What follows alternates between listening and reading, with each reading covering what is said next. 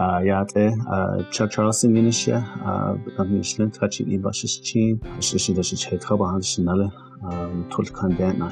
I am originally from Sweetwater, Arizona. I'm one of the co-founders from the co-founding team for NACA. So I've been here since the startup. I currently am one of the level 1 Navajo language teachers. So I work a lot with all the beginning students, 6th grade, middle school students, new middle school students, and any new high school students as well. But I also do a lot of other things, including a lot of enrollment and outreach, dealing with connecting families to the school. I am also the facilitator, language facilitator for our language team. So we teach 5 languages here. So within my class, since it is the introductory level language class for the kids, a lot of it is getting them comfortable enough with the sound system and also comfortable enough with speaking.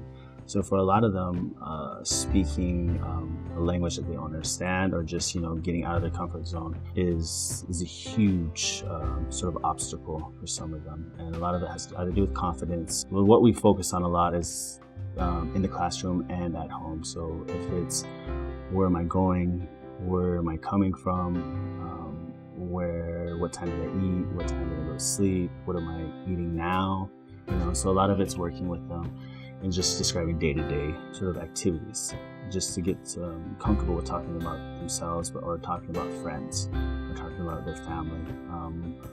A lot of work went in this year in planning with the team around getting the kids outside as well.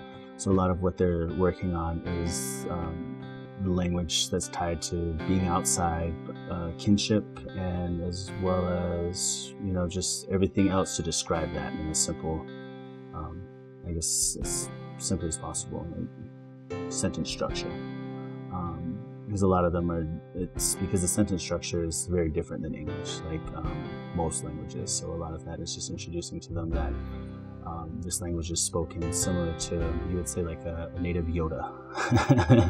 So a lot of them are very familiar with that now.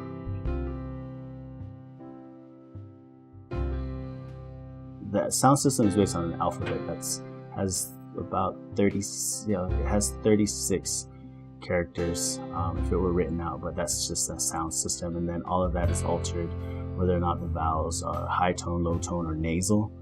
So a lot of the tweaks within that vary. So a lot of them are needing to get used to speaking with a nasal at times, speaking at a higher tone or lower tone, or just like keeping it monotone to get a certain vowel expressed. So a lot of them are just working with becoming comfortable with that. So an effort we made as a school was to say that we wanted language to become just as important as any core content area. The first step was saying we would identify the kids' proficiency level, like what is their skill level. So the thing is, if we can set them up in a classroom where kids are at their same skill level, that way we can work with them together, providing some level of comfort for them as well to take risks and, come out of their safe zones, just to be able to speak. And then the other side of that was any new student, so any other new student who came in, and realizing that the curriculum here was set up so that they can get language year-round. So that's the other side of the program. So what we decided was like the students would take language year-round just like any other like math, science, core content area. So what we're doing is like we're designing all of that. We're designing this curriculum so that we have this growth plan in place. Like if a student is here for 3 years, what should we see that they're coming away with? If they're here for their whole NACA career, middle school and high school, what are the skills we want to see them leave this, step out into the real world with, whether it's post-secondary, workforce, whatever direction that they decide to move into. How can we facilitate, a classroom environment that will support this growth? And leveling them out and then supporting them as they're coming in as new students was one of the main things that we identified. So a lot of what we talk about, the importance of language, it being a heritage language, those are like all the proper terms, a minority language, given that English is so dominant for this land base now. So a lot of it is just based around like having the kids understand that their culture is tied to the language. And for many of us, now adults, we're also like working out those same issues, like whatever age that we're at currently. So, so for myself, it was looking at like, how can I continue to grow in my language skills?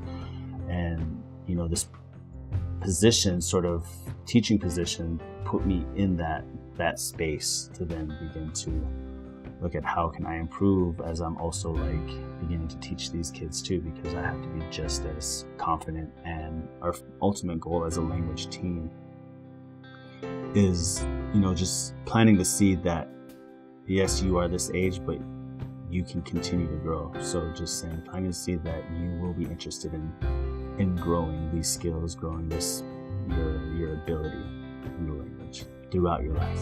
Not just to say like it stops in the school, but to say like seek resources, seek out your relatives, seek out people who do speak. But I think just language in general, speaking more than one language is so beneficial in many ways. So that's the main reason, just to have these kids understand that and also practice that. So a lot of the programming that we went forward with involved connecting with families and community members. In that, we were like, all right, who can we collaborate with? So a lot of the collaboration ended up falling on people who could facilitate outdoor experiences. So one of them was taking the students out to the lakes. We wanted them to connect with, we were saying, the resource, like the natural element of water. So if we want to say like, this is why water is important, and we want to get a message across, why are we just talking about it, but let's get them in the water. And we got them into canoes. Yeah, we took our 9th grade as a team building and sort of a experiential field trip, and we took them out to the lake.